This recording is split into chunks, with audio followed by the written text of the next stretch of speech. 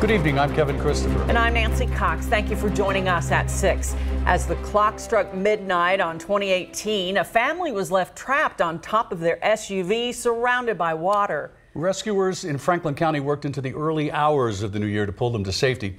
Conroy DeLuche has more details in the LEX 18 big story at 6. A rushing flow of water covers solid ground at the end of Snow Hill Road. You just look at it the way it is right now, it's really scary looking with the headlights, even right now. It was after 11 o'clock on Monday night when Robert Owens had an unexpected visitor. He come to my door in his socks, wet, soaking wet, and wanting help. Owens called 911, and as rescuers arrived, the mystery man swam back to his young children and their mother, still trapped on top of the SUV, which was swept more than a quarter mile from where it entered Benson Creek. Neighbors tell us that on Monday night, the water level was well above that concrete post. The biggest challenge for firefighters, walking through the darkness to the creek, then simply finding the family. Swift water rescues are very dangerous. They're those low frequency but high risk scenarios that we get into. More than 2 hours after driving into the raging water, the family was taken ashore, then straight to a hospital as precaution. Not the way we want to start the new year, but thankfully nobody got hurt. Everybody's home, and there was no injury to the family or rescuers. Covering the news in Franklin County, Conroy DeLuche, LEX 18 News. A similar scare in Anderson County last night, right on the heels of a rescue from 2 weeks ago in high water. Michael Burke continues our LEX 18 big story team coverage. During 2018, a year when Kentucky saw almost twice as much rain as the city of Seattle averages in 12 months, several scenes like these have been playing out, including here in Anderson County.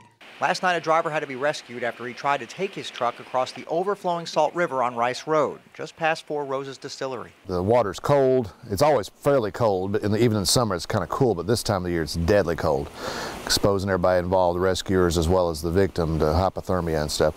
The swiftness of the current, the debris in the water can be a hazard as well. It took an hour, but the Anderson County Fire Department did make a successful rescue. This one much easier than the one 2 weeks ago in the same area. Swift water rescue crews found that man on the hood of his truck, gave him a life jacket, and they were eventually able to guide him back safely to shore. Now emergency crews wish something could be done in this area when the water gets too high. One of the things that we would like to see as emergency responders, we would love to see gates installed on either side of the river. Until that happens, however, a word of advice from the Anderson County Fire Department: don't do it. Covering the news in Anderson County, Michael Burke, LEX 18 News. Not a good ending here, at least so far. Still no sign of the Monroe County teen who went missing when floodwaters swept away her car. 19-year-old Leah Carter's car was washed away just before 7 Monday night on Lyons Road. Search crews have recovered the car, but despite hours spent combing through debris below a bridge today, they have not yet found Carter. And also keep in mind, there are still quite a bit of creeks, streams, rivers that are swollen from all the rainwater we've had the last few days. The Kentucky River, particularly right through Estill County, still at flood stage at this point. It's going to take a while with dry weather, which we're not getting at the moment, to let all of those rivers go down. So just keep that in mind. High water may still be out there. Now, today has been dry for most of us. That being said, there has been drizzle, mist, but nothing measurable, at least not until you're in the southern counties where heavier rain has been spotted.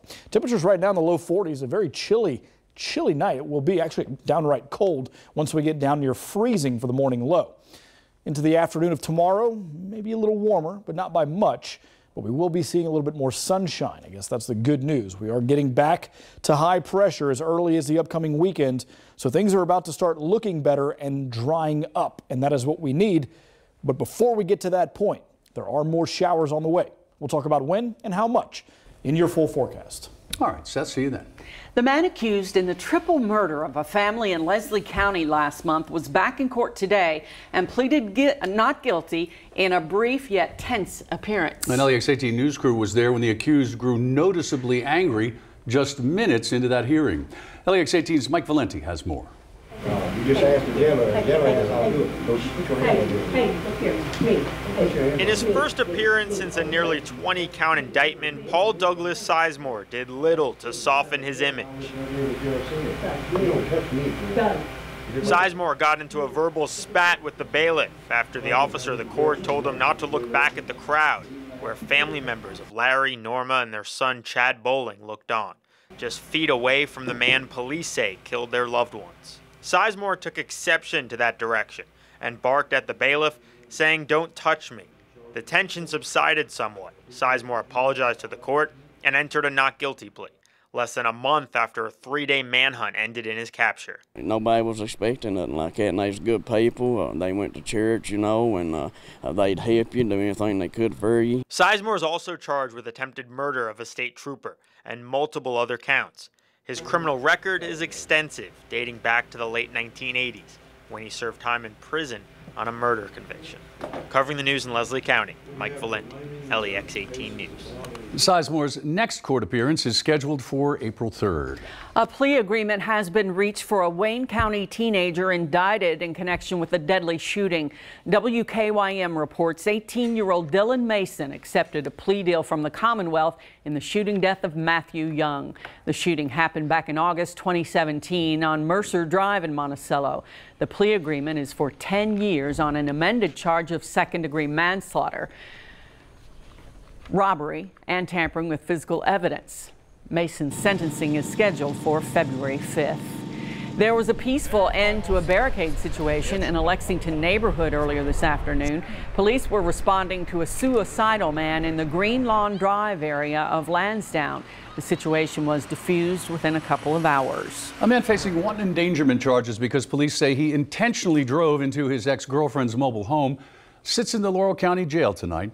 Tiffany Jackson spoke with that man and the daughter of the ex-girlfriend, who have much different stories.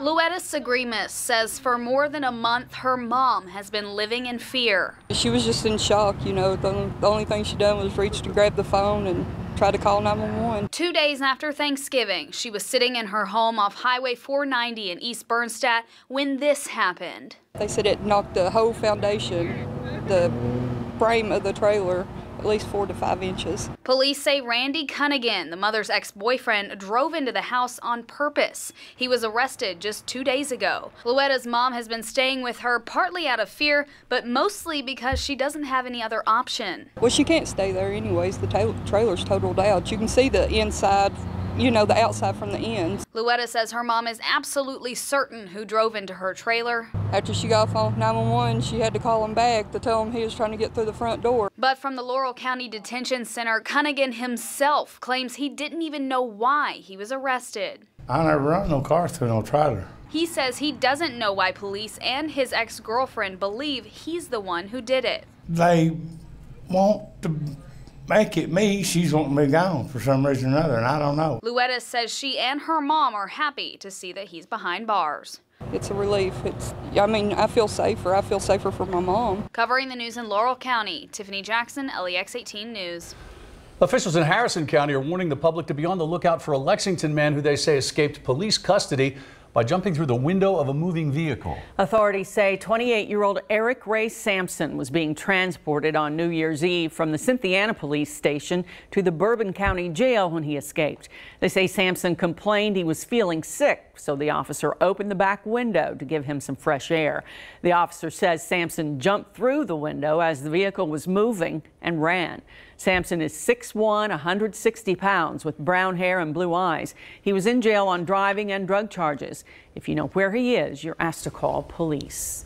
UK football coach Mark Stoops and the Citrus Bowl champs got a warm welcome home today. Yeah, they arrived back in Lexington just after noon. Charlie Walters here with more about the Cats' victorious trip home in your True Blue coverage.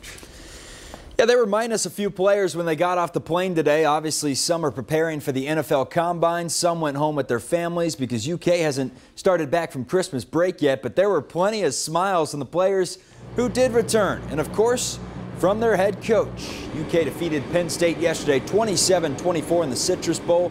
That was down in Orlando. Coach Stoops didn't miss a beat, walking right over the cameras before getting on the bus to head back to campus. And he had to make sure to thank those fans who kept dreaming big with the Cats this season.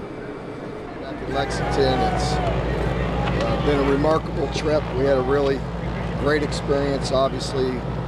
Really pleased with the outcome of the game, so it's been a very good week. Been a lot of fun.